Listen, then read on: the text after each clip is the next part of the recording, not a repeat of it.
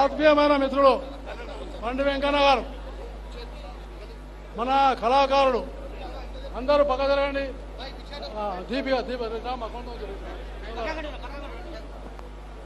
మన తెలంగాణలో ఒక మంచి వాంగ్మయకారుడుగా శ్రీనివాస్, వాంగ్మయకారుడుగా వెనుకబడిన వర్గాల నుంచి, సామాన్యమైన కుటుంబం నుంచి వచ్చి తెలంగాణలో కాదు దేశంలోనే మనకు గొప్ప పేరు తెచ్చినటువంటి కళాకారుడు, తెలంగాణ ఉద్యమంలో పునరుద్ధరించినటువంటి ఒక నాయకుడు, ప్రకృతిని భూమాతను తల్లిగా వర్ణించి అన్ని విధాలుగా చేస్తున్నటువంటి నాయకుడు.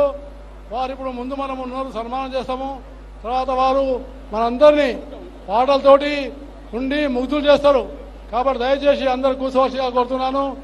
బండా ప్రకాష్ గారికి ధన్యవాదాలు. అలాగే ముందు వెంకన్న గారికి, అలాగే కార్పొరేటర్ కొంత దీపిక గారికి, వారికి సన్మానం చేస్తూ మిగతా మిత్రులు అందరూ కూడా కూర్చోవలసిగా కోరుతున్నాను.